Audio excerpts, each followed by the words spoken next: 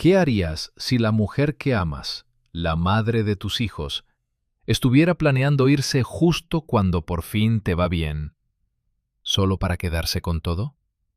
¿Perdonarías? ¿Pelearías? ¿O la dejarías ganar?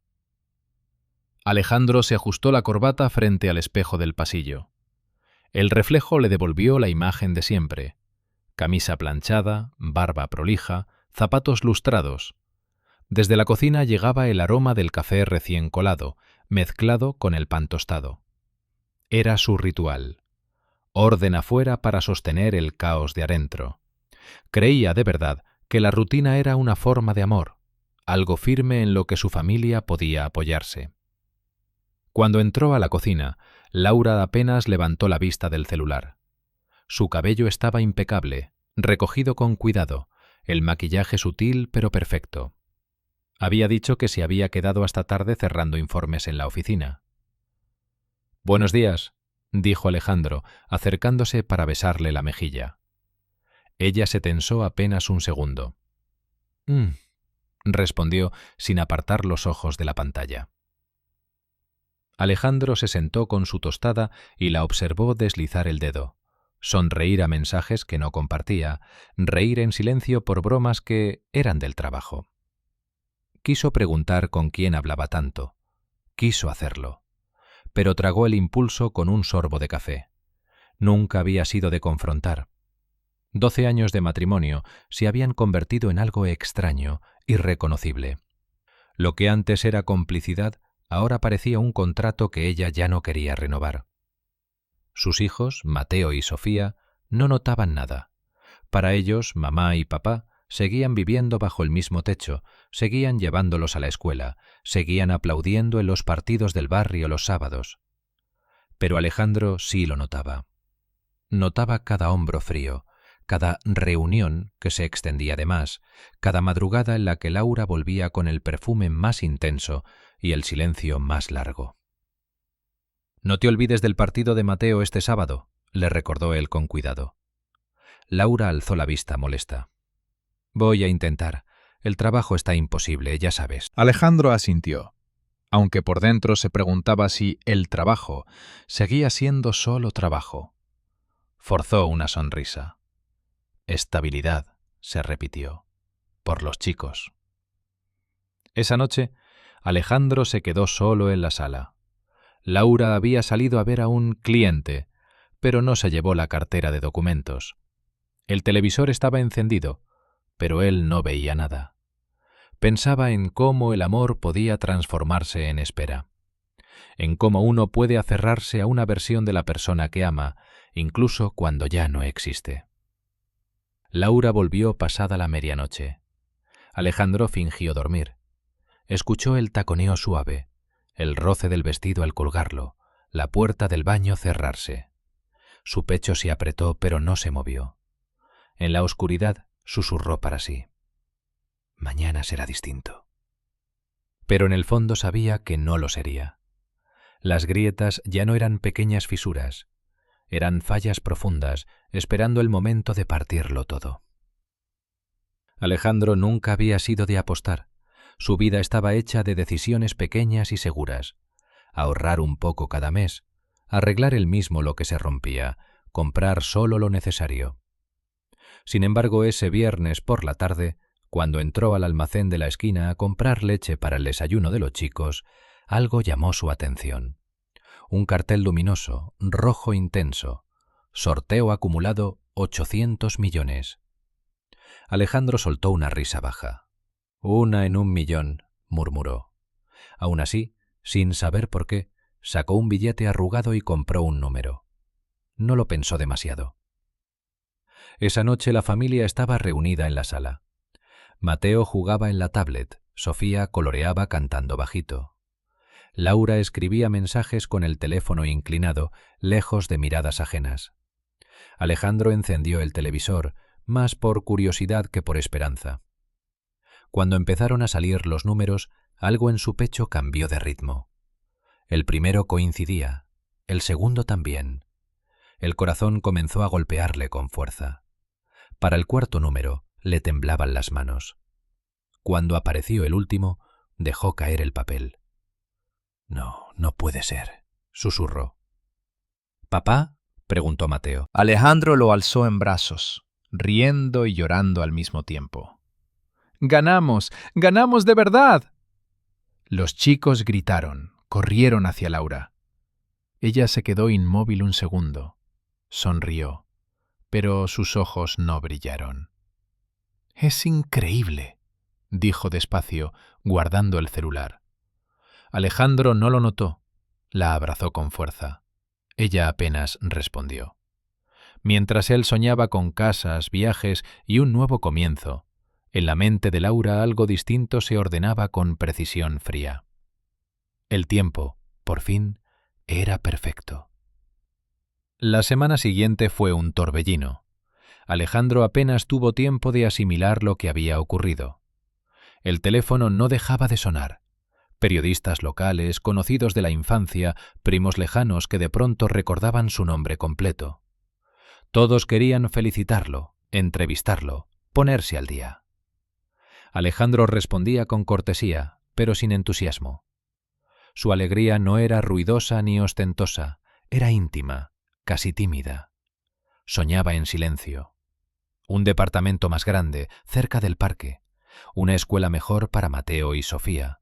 Vacaciones en la costa, caminando descalzos por la arena, sin horarios ni alarmas. Sobre todo, soñaba con recuperar algo que sentía escapársele entre los dedos: la cercanía de Laura. Ella, en cambio, parecía alejarse aún más. Pasaba horas encerrada en el estudio, hablando en voz baja. Cuando salía, lo hacía vestida de una forma distinta: vestidos más ajustados, tacones más altos, perfumes más intensos. No era vulgar ni exagerada, pero había en su presencia una intención nueva, afilada, como si estuviera ensayando otra versión de sí misma. Una noche, Alejandro la encontró frente al espejo del dormitorio. Laura observaba su reflejo con una expresión que él no supo leer, mezcla de ambición y ansiedad. «Laura», dijo él con suavidad, esto es una oportunidad para nosotros, para volver a empezar. ¿No estás feliz?» Ella giró despacio, acomodándose un pendiente. «Claro que sí», respondió. «Esto lo cambia todo». Y era verdad, solo que no en el sentido que Alejandro imaginaba. El lunes siguiente, la casa amaneció extrañamente silenciosa. Alejandro estaba sentado en la mesa del comedor, con una taza de café entre las manos. Normalmente a esa hora, Mateo corría buscando la mochila y Sofía se quejaba porque no encontraba sus zapatillas. «Hoy los llevo yo a la escuela», había dicho Laura más temprano. «Quiero pasar tiempo con ellos». Alejandro lo tomó como una buena señal. Tal vez está intentando acercarse, pensó. Incluso había planeado sorprenderlos el fin de semana con un viaje corto al mar. La puerta se abrió cerca del mediodía. Laura entró sola. Llevaba el cabello recogido en un rodete perfecto, maquillaje impecable, un traje sobrio pero elegante. En la mano, una carpeta de cuero. «¿Ya dejaste a los chicos?», preguntó Alejandro sonriendo. «Sí», respondió ella dejando la carpeta sobre la mesa. «Tenemos que hablar». El estómago de Alejandro se encogió. Abrió la carpeta. El mundo se detuvo. Papeles, firmas, sellos, divorcio. «¿Qué es esto?», preguntó, aunque ya lo sabía. Laura cruzó los brazos. Su voz era firme, profesional.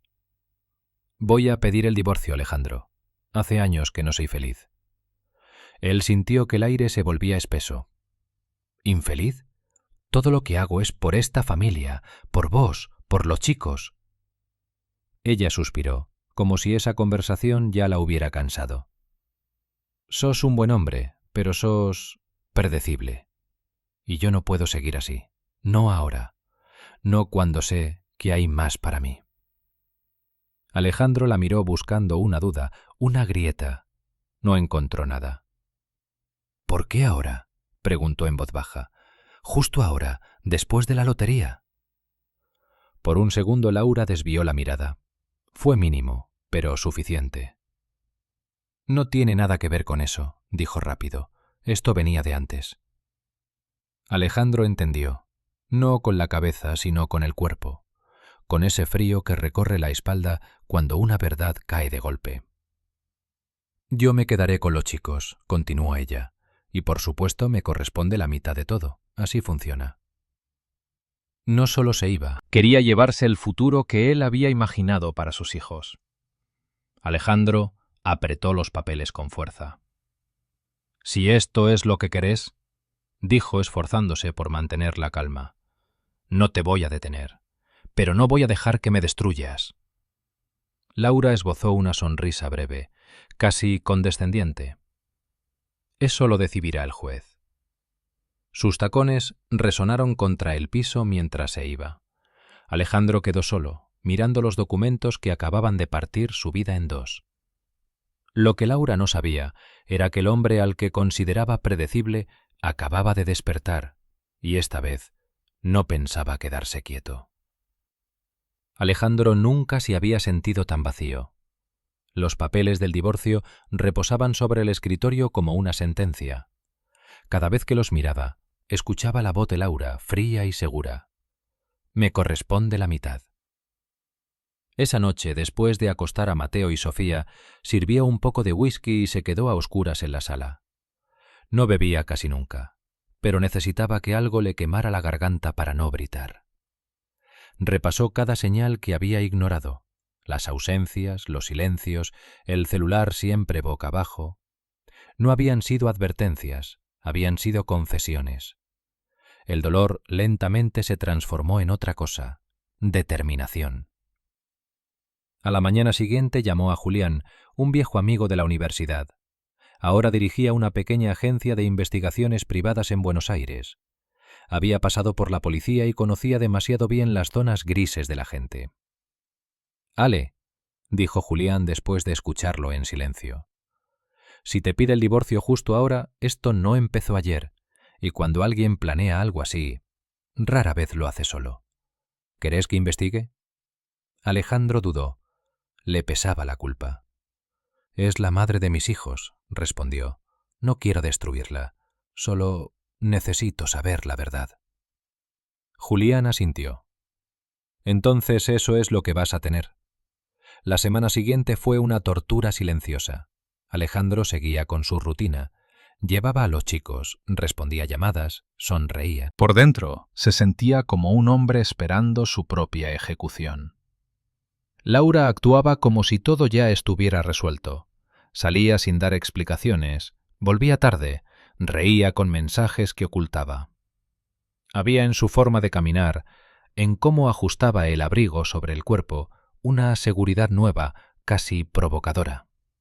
No era obscena, pero sí calculada. Cada detalle parecía decir, «Ya no te pertenezco». El jueves por la noche, el teléfono de Alejandro vibró. «Encontré cosas», dijo Julián. «Tenés que venir ya».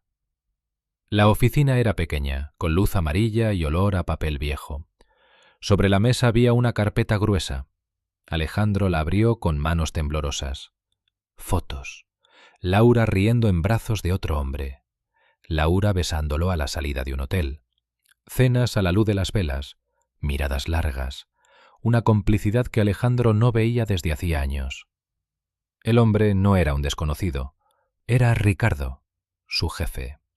Un empresario elegante, seguro, siempre rodeado de trajes caros y promesas rápidas. Todo lo que Alejandro no era. El estómago se le revolvió. Pasó las hojas, correos, mensajes. En cuanto el dinero esté asegurado, presento todo. La mitad será nuestra, empezamos de cero. Cada palabra era un corte. Al final de la carpeta, un documento más. Julián lo había dejado aparte, un borrador legal. Fecha, 2 meses antes del sorteo. Los papeles que Laura le había entregado no eran una reacción emocional, eran parte de un plan, frío, medido, ensayado. Alejandro cerró la carpeta despacio. «Ella siempre pensó que yo era chico», dijo con la voz baja. «Predecible». Levantó la mirada. Ya no había dolor, había algo más oscuro, más firme. No tiene idea de lo que viene. Por primera vez en semanas, Alejandro no se sintió víctima, se sintió peligroso. Alejandro se sentó frente al escritorio de madera lustrada y apoyó las manos sobre las rodillas para que no se notara el leve temblor. Del otro lado, el abogado hojeaba los documentos con una calma quirúrgica. Se llamaba Esteban Morales, un hombre de cabello gris, mirada filosa y voz baja, de esas que no necesitan elevarse para imponer respeto. Bien, dijo finalmente, acomodándose los lentes. Ya leí todo. La infidelidad, la premeditación, el borrador de divorcio previo al sorteo. Su esposa no actuó por impulso, actuó con cálculo. Alejandro asintió. Ella cree que tiene derecho a la mitad de todo. Morales esbozó una media sonrisa. Normalmente así sería, pero el tiempo lo es todo. El premio aún no fue transferido en su totalidad, ¿correcto? Solo una parte, respondió Alejandro. Perfecto, dijo el abogado. Entonces todavía podemos mover las piezas. Le explicó el plan con precisión milimétrica. Un fideicomiso irrevocable a nombre de la madre de Alejandro. Cuentas específicas, legalmente blindadas, destinadas únicamente al futuro educativo de Mateo y Sofía. Todo documentado, todo transparente. Para cuando Laura intentara tocar el dinero, ya no habría nada que pudiera reclamar. Alejandro sintió algo que no había sentido en meses, alivio, y detrás de él, una chispa oscura de satisfacción. ¿Va a pelear?, preguntó. Claro, respondió Morales. Pero con las pruebas de la infidelidad y la planificación previa, el tribunal no será amable con ella. Esa noche, Alejandro observó a sus hijos discutir por un juego de mesa. Sofía cruzaba los brazos. Mateo protestaba exageradamente. Risas. Vida. Esto, pensó, es lo que estoy protegiendo. Laura llegó tarde. El perfume la anunció antes que sus pasos. Se quitó el abrigo con movimientos precisos y lo colgó sin mirarlo. «Te veo tranquilo», dijo con una ceja arqueada. «¿No estás preocupado?» Alejandro levantó la vista sereno. «Estoy pensando en el futuro». Ella frunció apenas los labios. Algo en su expresión cambió. Sospecha. Pero no dijo nada. Los días siguientes fueron una danza silenciosa. Firmas, llamadas, transferencias. Alejandro se movía con cuidado, como quien aprende un nuevo idioma. Cada paso era legal, cada decisión irreversible. Laura, confiada, seguía actuando como si la victoria fuera inevitable. Se mostraba más distante, más segura, como si ya hubiera dejado atrás esa casa. Hasta que llegó el día de la audiencia. El juzgado estaba en silencio cuando Laura entró, vestida con un traje impecable, el mentón en alto. Ricardo se sentó al fondo, intentando pasar desapercibido. Alejandro ocupó su lugar junto a Morales. No había enojo en su rostro, solo concentración. El abogado de Laura habló primero. La presentó como una mujer sacrificada, una esposa que había acompañado a su marido en los años difíciles y que ahora solo pedía justicia. Cuando Morales se levantó, la sala cambió de temperatura.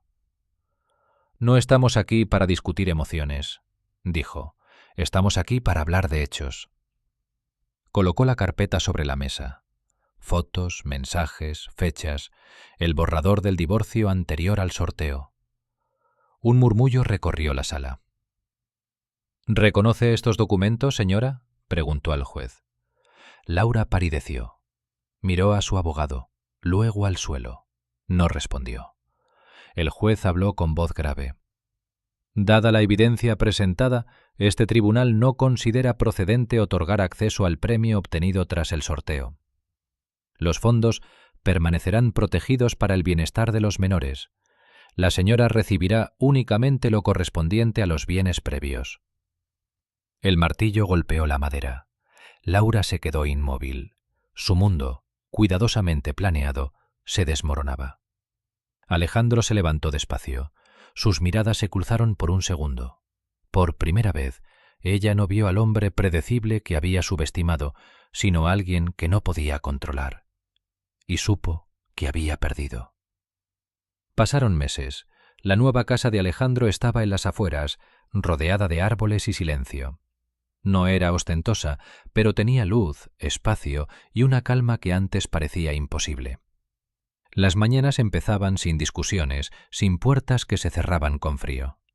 Mateo y Sofía corrían por el jardín y el sonido de sus risas llenaba los rincones que antes habían estado vacíos. Alejandro trabajaba, invertía con prudencia, colaboraba con proyectos educativos en barrios donde el futuro solía llegar tarde. No lo hacía por imagen ni por culpa. Lo hacía porque entendía, ahora, lo frágil que puede ser la estabilidad cuando se construye sobre silencios. Una tarde lluviosa, al regresar, vio una figura junto al portón. Laura. El paraguas torcido, el cabello mojado, el maquillaje corrido por las lágrimas. Ya no había trajes impecables ni perfume calculado, solo cansancio. Alejandro, dijo avanzando un paso, por favor, necesito hablar. Él se quedó quieto. No había odio en su pecho, solo un peso antiguo. ¿Qué querés, Laura? Ella temblaba. Ricardo me dejó. Dijo que todo era demasiado complicado sin el dinero, que yo ya no valía la pena. La voz se le quebró. Me equivoqué. Fui ciega, egoísta. Pensé que quería otra vida, pero ya la tenía. Se acercó más. Intentó tocarle el brazo. Hagámoslo por los chicos. Puedo cambiar, te lo juro. Alejandro retiró el brazo con suavidad. No volviste por amor, dijo en voz baja. Volviste porque perdiste. Laura negó con la cabeza desesperada. No, volví porque entendí. Él pensó en las noches de espera, en el perfume ajeno, en los papeles fríos sobre la mesa. Durante años me quisiste pequeño, seguro, predecible. La miró a los ojos. Hoy ya no soy eso, y tampoco soy el hombre que acepta migajas. Abrió el portón y entró. Nunca te voy a impedir ver a los chicos, añadió, pero no vuelvas a intentar entrar en mi vida. El portón se cerró detrás de él con un sonido definitivo. Laura quedó sola bajo la lluvia, abrazando una versión de su pasado que ya no existía. El tiempo siguió su curso. Mateo y Sofía crecieron tranquilos. Alejandro los acompañaba a entrenamientos, a ferias escolares, a silencios necesarios. No hablaba mal de su madre. No necesitaba hacerlo. La verdad, tarde o temprano, siempre encuentra su forma de respirar. En una gala benéfica, un periodista le preguntó por qué donaba tanto. Alejandro sonrió, sereno. Porque sé lo que es sentirse reemplazable. Y también sé que el dinero no arregla el amor, pero puede construir oportunidades. Esa noche, desde el balcón, observó la ciudad iluminada.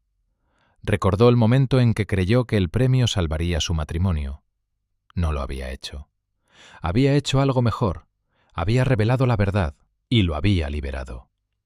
Con una calma profunda, Alejandro pensó: a veces perder a alguien es la forma más clara de ganar tu vida.